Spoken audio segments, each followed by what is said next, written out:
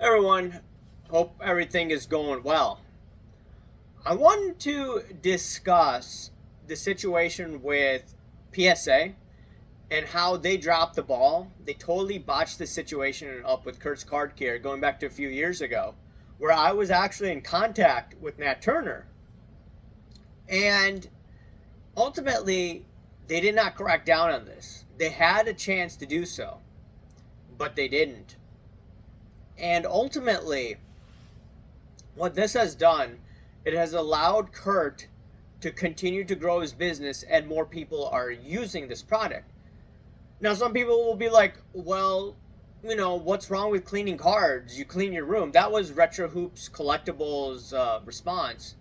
And, I've watched Retro Hoops videos over the past few years. I have actually liked and shouted him out during the pandemic about his analysis during the pandemic. It was pretty nice, pretty good. This is one topic where we disagree on, and I've been on his live stream with Dan the Cardman as well. But regardless, his thought process was like, look, we clean our room, so why not clean our cards? That's a little different because our room is not a collectible.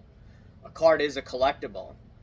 And then the other argument that I hear from others is, well, you have CSG, the comic book side of things. There's a restoration service. Yeah, there's a restoration service, but here's the deal. The restored comic books those sell less than in a similar condition a comic book that is not restored. And ultimately, the market mechanism works in that situation. If you look at the coin industry, similar situation. PCGS, they own or they're owned by Collectors Holdings, which once again owns PSA. If you look at the resale value of restored coins, they sell less than in a similar condition if the coin is not restored. Ultimately, and they can detect it. PCGS can detect it, and I've done videos on that. Ultimately, the market pricing shows restored versus non-restored. In sports cards, you don't really see that. And ultimately, because of the use of Kurt's Card Care to the nth degree, we don't know what's now technically restored and what's not restored. And people will be like, well, this is not restoration per se. You're just cleaning it down. Well, if you're looking at PSA and what they stated, it appears that they don't approve of this product, but they're not cracking down on it. They didn't want to get aggressive on the Wemby situation because it would open up a can of worms, in my opinion. And ultimately, there are many examples also of people using Kurt's Card Care. I've shouted out the CEO of PSA, and nothing happens. Those cards don't get deactivated because the minute you do that, then it's going to open the floodgates to decertify a whole bunch of cards. It's going to hurt the bottom line of PSA. So they're not going to touch this. Okay? And there's plenty of trim cards also, which I will get into hopefully later this week. So we have a situation where in sports cards, you don't have the correct market pricing mechanism because PSA decides to not crack down on restored cards versus cards that are not cleaned at all. And people will be like, well, that's PSA's choice. It is their choice, but what they're actually doing is hurting the supply and demand dynamic over time. What people will do right now, short term, this is just a short term thing, short term gratification. Dustin was talking about this in this other video.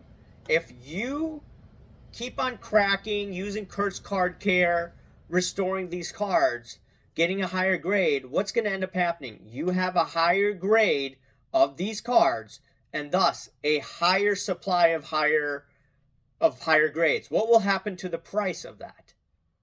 It's not going to significantly go up. You're losing the scarcity element of these sports cards, at least for these comic books and the coin industry. You're not destroying the scarcity because the market can detect, okay, that's restored, that's not restored. We're going to place a higher premium on non-restored cards or non-restored comic books, non-restored coins. Over here, no. This is just a huge mess that's going to evolve in the coming years. And in addition to that, we don't know the long-term impacts of Kurt's card care. Just like the 1990s, they didn't know the long-term impacts of steroid use.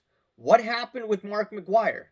Right? Mark McGwire admitted in 2020 in an ESPN documentary that he's having health problems from steroid use. Okay? Are these chemicals that Kurt is using, are they going to impact cards? Only time will tell.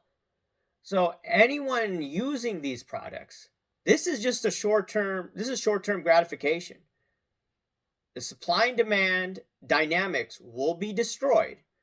And in addition, you're not having an accurate marketplace of restored versus non-restored cards. Because in a true marketplace, the non-restored cards would be priced much higher. And ultimately, what PSA should have done, in my opinion, from a couple of years ago, they should have sent Kurt a cease and desist letter. And on top of it, they didn't have to be the Grinch. They could be like, hey, look, come work for us.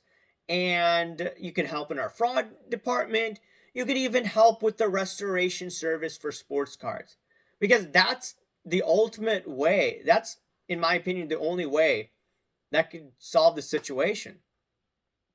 You're going to have to get Kurt on your bandwagon, on your side, so he doesn't sell his product. He's going to have to stop creating content, which will stop encouraging people to do all the hanky-panky on the cards.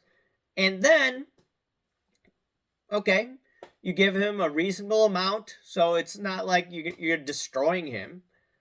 And also, these other cleaners that don't make a significant amount, you could just, send them cease and desist letters.